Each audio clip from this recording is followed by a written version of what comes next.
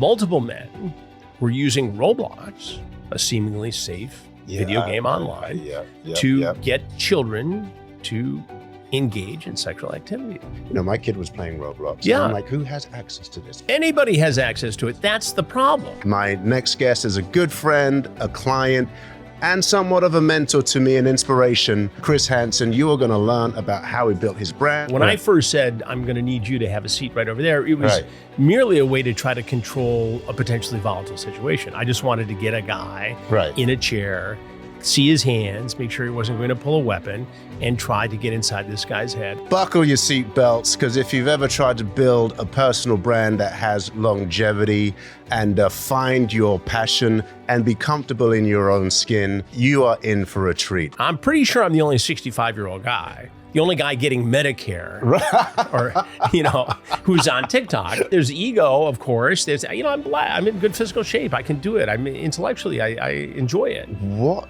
still drives you at this? Well, I think it's a combination of things. One, just to be brutally honest, it's ego. You can't take a guy who's been in media from the time he was 21 or 22 years old and say you're no longer going to be on the TV. On the internet. Welcome to the Embrace Live podcast, a masterclass in living well, where we uncover how New York's most successful leaders in business, media, and entertainment navigate the intensity of this city while prioritizing wellness, health, purpose, and fulfillment. From boardrooms to red carpets, we dive deep into the habits, mindset, and resilience that keep them thriving in the city that never sleeps.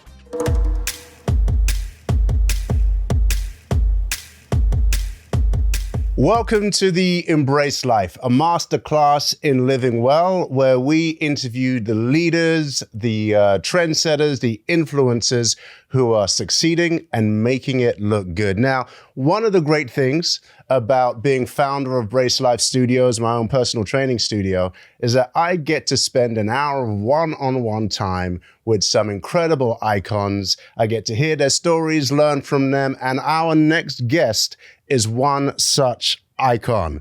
Christopher Edward Hansen is a news journalist, a veteran of American media that has crossed many different genres, from the newsroom to social media to having his own digital platform. He is an 8-time Emmy Award winner.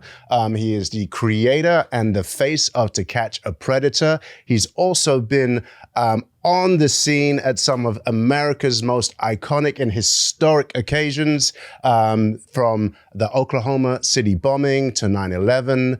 And right now he is running his own digital platform, TruBlu, and Take a Seat with Chris Hansen. But listen, he's done incredible things, but his resume is awesome. But what's more important is his relevance across generations, across time, across platforms. So we are in for a treat today.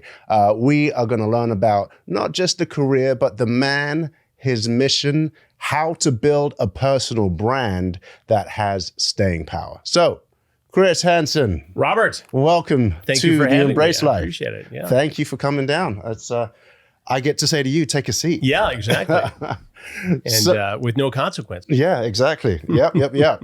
I don't want to hear it from you, but no, nobody does. So listen, man, you have must be one of the most referenced media icons, from The Simpsons, South Park, Mad TV, many, many more. There's been movie appearances. Like, what does that mean to you in your career?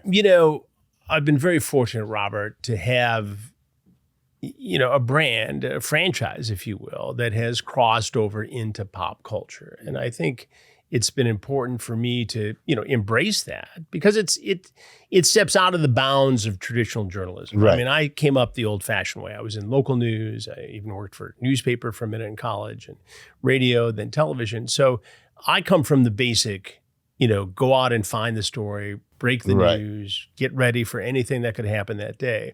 But this franchise, the Predator franchise, which we call Takedown now on my network, TruBlu, has crossed over into a lot of different areas in 3 different generations. Right. So it has allowed me not only to continue that franchise, to expose adults who seek to, prey upon and exploit children, but to embrace that power and use it for other areas of storytelling and journalism and, enterprise reporting. Right. Now, you talk about that generational interest in what you do, right? You have, people who are just finding you, teenagers who are just finding you on the internet right now, to people like myself. I mean, I remember first seeing the show, right? I didn't know who you were.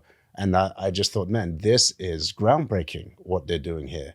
But what would you say is the reason that you've been able to capture the public's interest for so long with such consistency? Because that's, not many people in news get to do that and do it with their own, creating their own platform. I think it's a lot of things, right? First of all, I found a franchise where I get to say my name, right, multiple times in an hour. I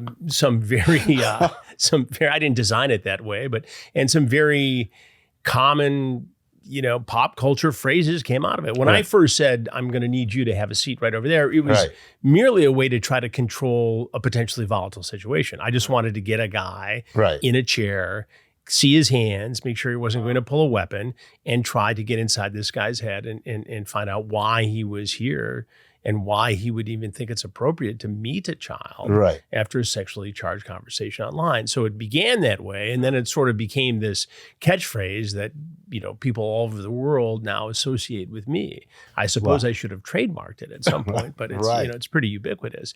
But it's been this curiosity, and I think there's a sense of relatability because anybody can jump out of the bushes or from behind a curtain and beat somebody up and get that 10 seconds of dramatic video. What I've tried to do from the beginning in this and every other repertorial endeavor I've had is to get people to talk to me, to be nimble enough in a conversation, in an unscheduled interview, to engage that person and get them to tell me their story. Right. Whether it's a good story or a bad story or a good excuse or a misunderstanding or, to have this mea culpa moment. I've had a problem. Right. And I'm relieved I got caught. Right. And so it's a sense of curiosity. It's the ability to listen. And I tell young journalists all the time this. A good interviewer is a better listener. And you don't have to be anxious every time there's silence. Some of the most powerful moments are when you just let it sit. I remember seeing Mike Wallace many years ago say to somebody in a fairly contentious interview, explain. Right. See, you couldn't help but say something because of this pregnant pause there. Let the silence work for you. Wow. I've got nothing but time. Right. Huh. Let it sit. Yeah. And another thing about these, you catch these guys, right? And it seems like they've been waiting to talk to you. Like I've seen sometimes interviews where they've said, "Oh, I knew this was going to happen," right? Or, "Oh, that's Chris." It's this weird kind. Like, how do you explain what's going on there? Last week, from the taping of this interview with you, we were in Alabama doing a sting, and one of the guys who surfaced, walks in and tells me, "I knew exactly what this was. I just came here to meet you," and he shakes my hand. Now that was BS, right? And it turns out this guy had been married just 2 weeks before. And when he checked out his social media, the whole wedding ceremony, religious, foot washing, everything, kids, the whole deal. And here he is 2 weeks into the marriage trying to meet a 15-year-old child and caught red-handed. And so, but his excuse was, and clearly he had seen previous investigations, I just came here to meet you. And he had several other excuses too. And all that'll be on TruBlu at some point soon. But, it is remarkable because a lot of these guys who've come in have actually talked in the chat. There's a chat before they show up with a law enforcement decoy posing as a child. And in many cases, they will say, this sounds like a Chris Hansen sting or a Sheriff Grady Judd or, one of the other sheriffs we work with, Chris Swanson or, Mark Moon or Jason Ard, Sting. They bring up the name of the sheriff and my name, and yet they show up anyway. And I think it speaks to this fantasy often fueled by pornography, child pornography, and they get to the point where this doesn't feed the fantasy anymore. And suddenly they need more, and they have the opportunity to show up, and that's the opportunity that the internet gives us. Wow. And they cross this line, this traditional boundary we've had in society, protecting children from adults, and they show up knocking at our door. I mean, what is so incredible? Like I said, the first time I saw it, I figured watching it as a consumer of the media that this would be a one-off. I thought so. How long can this go on? As the guy doing the work, I thought we'd do it maybe 2 or 3 times. Right. We did it once, the first time in Bethpage, Long Island. We rented a house from a retired NYPD detective sergeant. Right. 2.5 days, 17 guys surfaced, including a New York City firefighter. That was the first. That was the first one. Now, we didn't have law enforcement with us. Right. I had security. Yeah. But no law enforcement. And so they prosecuted the one case, and the other guys were in the wind. We did the second investigation. We saw a rabbi, a man of God, show up. We saw a teacher. We saw a doctor, a couple doctors. We saw a military intelligence officer. And then the local police, Fairfax, Virginia police, made some of those cases. Probably half of them were prosecuted. And at that point, I thought, well, we have to partner with law enforcement here. Right. And from then on, the third investigation on, we did. But honestly, Robert, I thought, maybe we'd get through 3 or 4 investigations and nobody was going to show up. Who would show up for this? But it's continued to evolve. And here we are 21 years later with a sting last week. Right. And guys still showing up. Haven't seen that much. And you saying that 21 years later, right? Because you have a very unique perspective that, we don't, right? The internet, different levels of communication and media, obviously fueling this, right? What is your perspective on that? What have you seen, learned? What has it taught you about how these things evolve and how we get to this place? Well, I think when you have unfettered access to sexually explicit material, and I'm not trying to be a prude here, and I know some people view adult pornography and have a healthy attitude towards sex and relationships, and they don't cross this line. I get all that. But for some people, they can't resist this opportunity to continue the fetish porn, viewing of it, and that will lead to offending. And I also think that some people get so depersonalized, if you will, about this conversation. In other words, we have guys who will say things online, sexualize things, who wouldn't say this face to face. Right. And so it normalizes this hypersexual conversation, and they lose perspective of it. And they start to say things to me like, well, she invited me over. And I say, well, she was 14. And, well, she asked me to bring condoms and candy and soda pop. She's 14. It's still illegal. She said it was okay. And then there's this whole blame the victim mentality, where, she enticed me. She said it was okay. She said she'd had sex before. It doesn't matter. They're 14. And time after time, when somebody says, well, this wouldn't be happening if you didn't set up a sting. Well, that's not true, because we see it all the time. Right. There was a case just in the last couple of weeks where multiple men were using Roblox, a seemingly safe video game online, to get children to engage in sexual activity.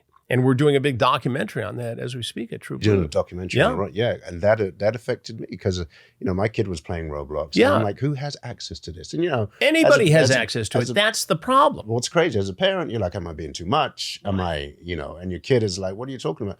But to your point, this access is crazy, right? And you think your child is playing with other children, right? But adults know that. And in this one particular case, the young man who was arrested in Marion County, Florida, near Ocala, he was only 17 years old himself. And here he is reaching out to children all over the country, not just in Florida, all over the country, and having them commit sexual acts on their siblings, young kids who are playing Roblox. So it's like, how does a 17-year-old get so twisted and diabolical that they would do this to other children? And then while investigating that particular incident, they arrested the young man. They're waving him up to, adult prosecution.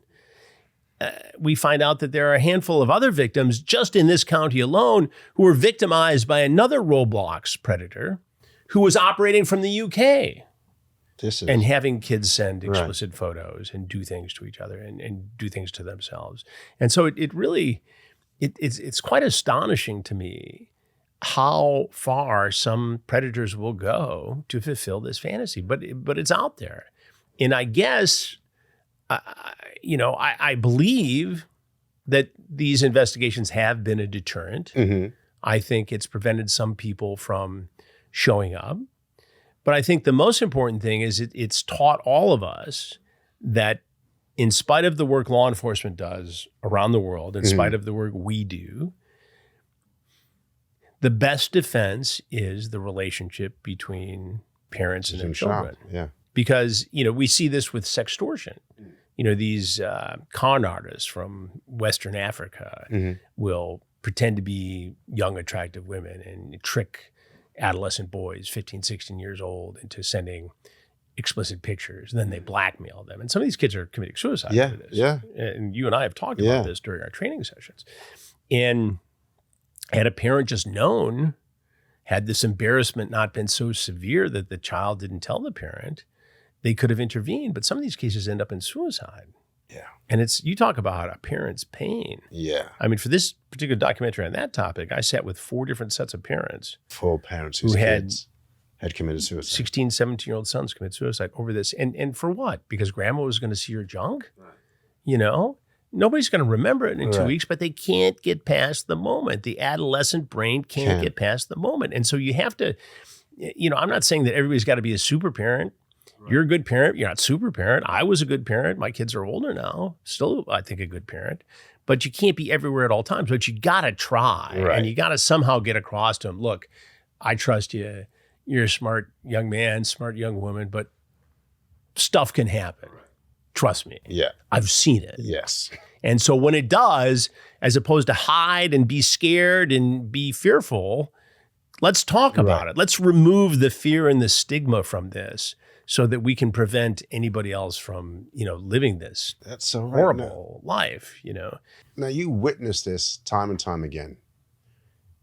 It's a dark place. It's very dark.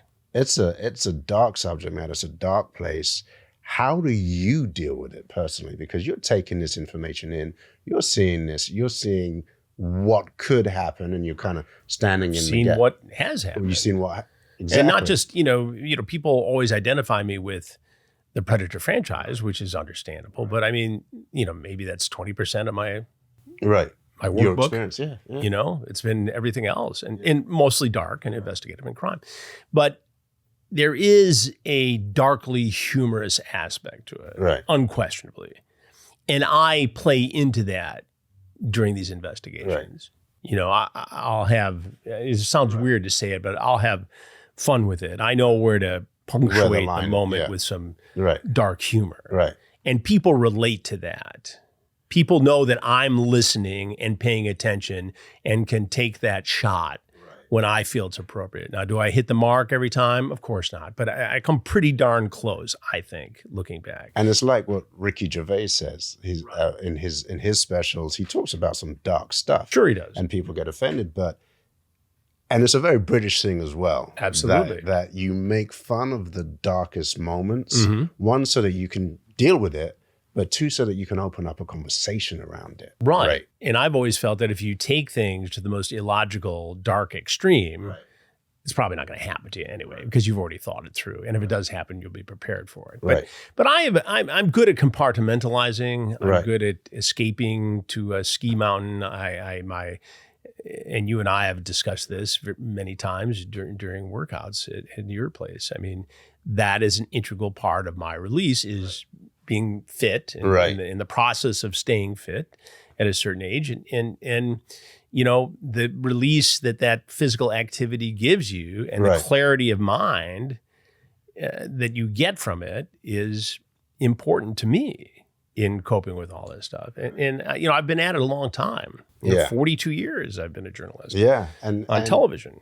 And I read somewhere that I guess another iconic moment in American history is what inspired you, to Jimmy Hoffa's. Well, I grew up in suburban Detroit. Right. And I was about 15 at the time. Jimmy Hoffa, who was then trying to get back into the Teamsters Union, who had gone to prison and was pardoned by Nixon, was at a lunch meeting a mile and a half from my childhood home. Yeah. And that's where he disappeared, and they never found the body. And so at the time, it was obviously a huge story. The local news was there, the network news was there, the FBI, the local police, all of that right at this restaurant, the Red Fox restaurant at Telegraph and Maple, which is a bike ride from the house where I grew up. And so I was fascinated by it, and it just always, it triggered an interest in me to cover things like that and mysteries and crime. And so when I went off to college, you know, we didn't have TV stations in high school in those days. And you know, I think there might have been a school newspaper or something, which I never got involved with. But when I went off to Michigan State University that first or second day, I went to the radio station and said, "Hi, I want to be a newsman." And they said, conveniently enough, we have a newsman position open. It doesn't pay anything. You get a $100 savings bond at the end of the year. But that's how I started. But you were you did music or something like? I DJ'd. We DJ had Hansen. This is great. Because I've heard your DJ, the music Chris, machine. Yeah. So I'm sitting there in the radio station one day in the basement of the Student Services building. Right. And these guys had this. They were also on the radio on the DJ side. And I remember the guy, he's a great guy, Andre Marcel. Right. And Ross Holland, who was a DJ in Lansing as well, East Lansing and Lansing. And Andre Marcel's father owned a radio station in Rochester, New York. Okay. And bought him equipment to do these mobile DJ parties. And they're editing something, and I'm doing a commercial for pop music, the concert thing or something. You know, everybody had, 13 hustles to pay for tuition those days. And it hit us all at the same time. You know, they needed a crossover DJ to do, they had the black audience, but they needed the white audience. So they needed a crossover audience so everybody could have a sense of the music. And obviously they had the soul side down and some of the other aspects of music.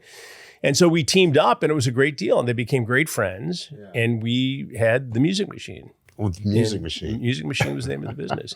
And we do fraternity houses, sorority houses. We'd get a room in a dormitory building and charge $250 a head. And I'd get a big you were that guy, no, we were hustling. Yeah, we were hustling. So it was good business. And then, later a friend's father and his partners owned some discos, and I had a little time DJing there. But, yeah? But it was fun. It was, a side hustle. Yeah. The real money was made hauling drywall in the summers. Right. That's where the real money came from. So hauling drywall, DJ. So you've always been a hustler to a certain extent. Yeah. I hate to just obviously you've got great business acumen and all of that. But listen, I grew up on the periphery of money. Right. We lived very well. Right. We're not wealthy, but we understood what it took. But I went to a private high school, Brother Rice High School in Birmingham, Michigan. But I had to work in the back of Mr. Pastry's bakery to pay for half the tuition. So you learn this hustle, and it's something I've always tried to instill in my kids. It's like what Shaquille O'Neal says, to his kids. I'm rich. You're not rich.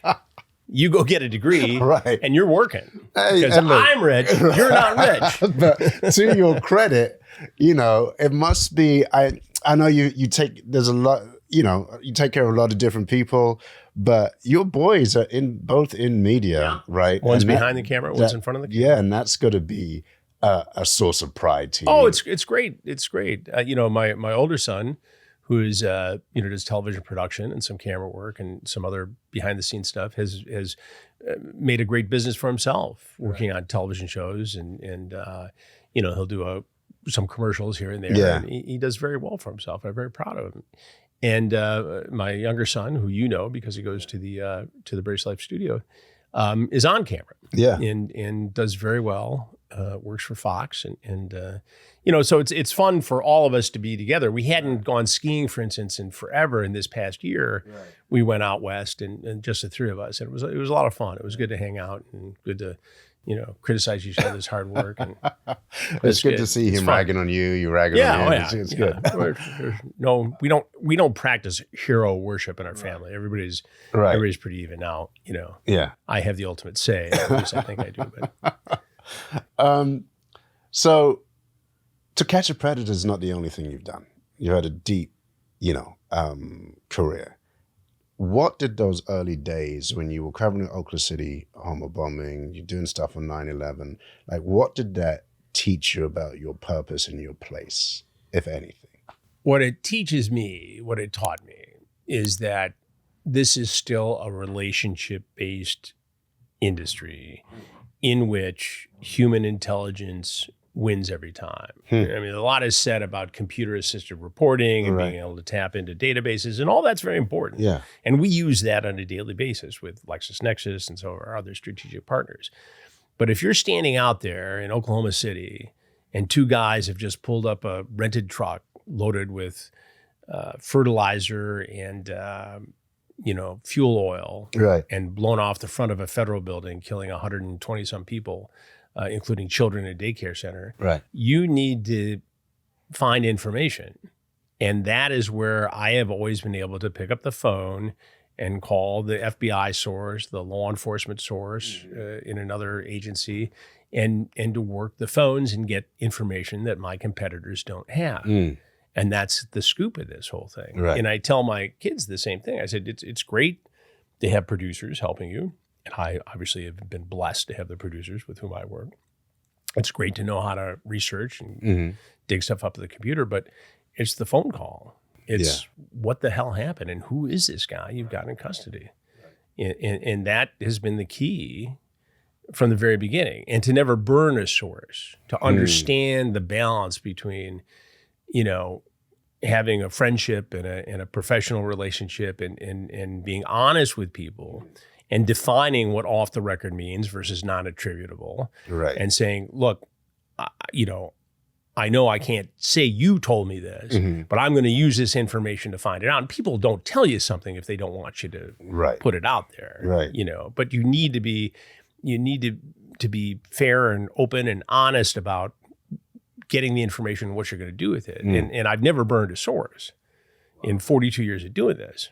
And that's why the street cop who becomes the supervisor, who becomes the chief, who becomes the sheriff, is a guy who trusted me when he was a lieutenant, and now he trusts me when he's sheriff. And so there's not this whole dance about, well, I can't tell you or this, that. Just tell me what the hell's going on. I need to know now. Those relationships are key. And it's been that way for my entire career. Now, the other thing is, you've done all this serious stuff, but there is, like you said, a very humorous part to your whole brand. But even before we get there, because, everybody now is talking about you need to have a personal brand. I have a personal brand. I'm an influencer, right? But you really have a personal brand that has spanned decades, that has staying power, right? Someone's listening and they want to have a career that is not just of the moment, but has depth and breadth to it. What do you say to that person? What is your experience? Well, you have to find your passion, right? And you have to figure out, okay, this is the part of the industry that I'm really good at, where I can stick out, where I can make a difference. And be yourself. Don't try to be something you're not. People smell bullshit a mile away. And if you're genuine, if you're Chris Hansen, Robert Brace, whomever you are, people are going to sense that. And you get to a point in life where you just are very comfortable, or at least I've gotten to the point where I'm very comfortable with who I am, what I do, and how I do it. And so you have this sort of, I guess, coolness factor that you develop because you get to a certain point where you don't have anxiety really anymore because you've sort of done it all. Your kids are adults. I could walk out of the studio and get run over by a truck on Canal Street, but probably that's not going to happen. Right. I feel healthy. I feel good. I feel at the top of my game. I feel like I can do this another 15, 20 years. And so all of that gives you confidence to be comfortable in your own skin. And that translates into a lot of areas. It translates into a meeting with advertisers or people who want to support my network, TruBlu, people who listen to my podcast. And it's not always that way. Sometimes you start off, you're stilted, you're trying to find your way, you're trying to find your style, or you're maybe imitating somebody whom you respect a great deal. But at some point, you're going to get to that balance. Right. And the sooner you get there, the cooler you're going to be. Right. And the cooler people are going to think you are. Right. And it's all about being comfortable. Marie Curie, the French philosopher and scientist, once said, in life, there's nothing to fear, only to understand. And it's really kind of, profound when you think about it. Yeah. Worrying has never solved anything. And I've done plenty of worrying in my life. Everybody's had challenges, personal and professional. Yeah. I'm blessed I haven't had that many, And I interview people who've lost children, Joe Petito, what a profound guy he has become, making sure that we don't just seek justice for the good-looking blonde kids who disappear, but for everybody who, is victimized. And a lot of people who've had true loss, not just the passing of a parent at a ripe old age, but really profound, painful loss. And so you realize how lucky you are and how much you can help people who've had that. And it becomes very fulfilling, and it's liberating in some ways, I suppose, to be able to do what you're passionate about, to help other people, and to just kind of do what you do. Right. So when was the moment that you saw, all right, this is just not a news story, but this is an actual brand? Because I imagine, like anything else in life, starts off one way and then it morphs into this thing. Well, it does. And that's a good question, because, I remember, a year into the original Predator franchise and being out in public with my sons when they were younger and getting mobbed at a baseball stadium. Just being hemmed in by people wanting to say hello. And it was, a little overwhelming. Right. And it was fine. And the kids thought it was funny. And we, moved through it. And I've made a point, when I was at TV 10 Action News in Lansing all the way to today, walking down Broadway to come meet you here for this chat. And when somebody says hello, I stop and chat. If I'm in a hurry, you wave, but you have to be gracious with the people who've made you, right? If nobody's watching you, if nobody's listening. I remember my oldest son years ago used to think it was weird when people would stop us in an airport and want to take a picture or whatever. I said, son, the time to worry is not when people recognize you. It's when they don't know who you are in this business. And it dawned on him. And he's now understands it. Right. And he understands his own brand. Right. It may not be as public, but he has developed a brand within the industry that he is good at what he does. He's reliable, and as many people have said over the years, 80% of success is showing up on time. And he's gotten it. He's done very well because of it. And my second son's the same way. He's a little bit more of a ham like I am, but he sort of enjoys the public attention. But and you have to, because if you can't shy away from it. Yeah. The day of, well, I have one on-air personality, and then don't come talk to me, don't bother me. That's disingenuous. Yeah. If you're out there, if you're going to do this for a living, you better be gracious in public. Everybody can have their moment and a bad day, and I'm sure cabbie tips you off, or whatever little things happen in life, and you got to just stop and say, be gracious.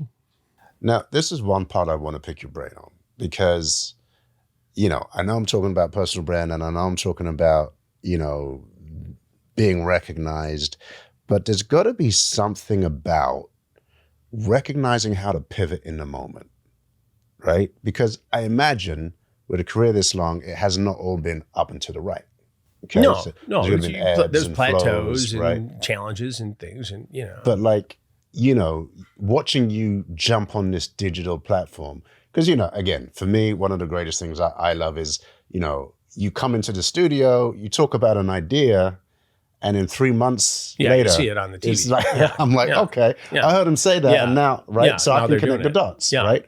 But there's got to be something to recognizing the sign, because, all right, on a broader scale, you'll have something like a blockbuster, didn't recognize the sign of the times, Netflix takes over, right? And then you have different people, I guess, personalities, don't recognize the sign. So what, is that something is that a skill? Is that luck? Is that emotional and media intelligence? I think it's a little bit of everything. And I think if I were to distill it and think about it, right. I've always had, and I've been blessed to have this, the ability to see what a good scoop is.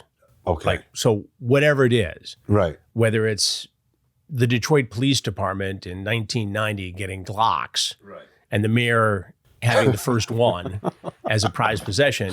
Right. Why is that a good story? Even though it's not life-changing, it's a scoop. It's the personality. It's the fact that he did it. It's not illegal. It's not necessarily immoral, but it's people are going to care. I remember being in a newsroom at Channel 4 in Detroit years ago, and they used to hire these consultants to come in and then tell you what the meaning is. And I'm standing in the conference room, and the guy holds up the USA Today and said, "Chris, this is a story people in Detroit care about." I said, "Jock, nobody in Detroit gives about that story. And by 5 o'clock, I'll have something they care about," and turned on my heels and walked out of there. And, the news director is a little embarrassed because, all right, we know it's Hansen, we know his attitude, but, we hired this guy for a lot of money to tell us how to do a better job. And of course, luckily, thank God, on that day, I found you did get the right story by 5 o'clock. So I was a hero. But I think look, you have to have confidence in yourself. Right. And, I was a shy kid. I wasn't like I came out of the gate, ready to go and do all this. It's not like I was some genius student. Right. I didn't even figure out how to get an A or B till I was a sophomore at Brother Rice, But I was fortunate to find out what I was meant to do. Right. Right? This is my skill set. Right? Could I have been a good doctor? Maybe. If I could have gotten through all the science. Yeah, exactly. Dark sense of humor is good. Right? A mortician, probably been good at being a mortician, funeral director. Probably could have done that. Law enforcement, I get asked that all the time, because of the stories I cover. Were you ever in law enforcement? I think I would have been good at it. Right. But I know in my heart of hearts and in my intellect that I found exactly what I was supposed to be doing. Right. There's no better job for me in the world. Right. And so the sense of knowing what a good scoop is also gives you the ability to seize opportunities. So, got you. I left Dateline after 21 years. And they weren't doing my kind of stories anymore. I probably could have stayed and done murder mysteries. Nothing wrong with murder mysteries. My friends do them all the time. They're very popular. But my brand of enterprise reporting just wasn't what they were going to do. Yeah. And so given the opportunity to find other places to do that, Discovery, ID, Crime Watch Daily, now TruBlu, I am honestly the most blessed guy in this business because I now have a platform where we own the content and we own the distribution of the content. And we're developing these relationships with Fox, where I appear frequently, and hopefully Fox Nation, where some of the documentaries we're putting together will be, and some other platforms. It's the best of all worlds for a guy like me. Because, we own it, and then we have the big relationship that we seek. Yeah. What has been, honestly, from my perspective, inspiring to watch is, we did the thing for men's muscle and fitness. Yeah, right? It was a lot of fun. That was like, 2-3 years ago, right? And we're talking about, you're 61 at that time, and you was working out, and you got still going after your career. I see a lot of people coast, get to a certain place and coast, right? But you're still hungry. Yeah. You're still hungry. You're still, you're doing this podcast, you're doing all kinds of podcasts, you're moving, right? There's energy there. What still drives you at this? Well, I think it's a combination of things. One, just to be brutally honest, it's ego. You can't take a guy who's been in media from the time he was 21 or 22 years old and say, you're no longer going to be on the TV, Right. on the internet. And again, because of the nature of the predator investigations, I had, young people on my staff who put me on Twitter, now X, Right. in 2007, Right. before I even knew what it was. Right. I was there, and the same with Instagram. And now, I'm probably the only 65-year-old guy on TikTok with 700 and whatever thousand followers. Right. I've got videos, and my wife, Gabrielle, puts these things together for the most part. And she's done a great job with it. But I mean, we have videos that she's put together that have 20 million views. Right. I'm pretty sure I'm the only 65-year-old guy, the only guy getting Medicare, or, who's on TikTok with this slaying it, with that many views. So, there's ego, of course. There's, I'm black. I'm in good physical shape. I can do it. I'm intellectually, I enjoy it. Yeah. I have fun with my sons. Yeah. Talking about it. My stepkids enjoy having Chris Hansen as a stepdad. Right. And when they need the services of Chris Hansen, they call me by my first and last name. Right. Because can we get in over there? I don't know. Let's have Chris Hansen call. And so it's it's the package that has developed, some by design, some by happenstance and good fortune. And it's a great life for a guy of modest intelligence and good work ethic. I love the fact that, because listen, man, you're in media. A lot of people are not just going to say my ego. And there's but it's more the to truth. it. There's more to it. And it's the beauty of being at my stage in life is that I don't have to shade anything. Right. It is what it is. Right. Right. And if somebody doesn't like it, well, they don't have to watch it. Right. Quite honestly. Right. Fortunately, a lot of people do. Yeah. Yeah. That's incredible, man. Because, it's watching that and seeing someone comfortable in their own skin, enough to say that. And of course, I know, you do a lot for different charities. You do a lot for, you know what I mean? You do all that We stuff. try, Yeah. But that is profound. It's like, this is who I am. And this is what I'm I supposed do. to be doing. Right. Now, will I retire? Yeah. Maybe at some point. I mean, really? I don't know. Not anytime soon. Right.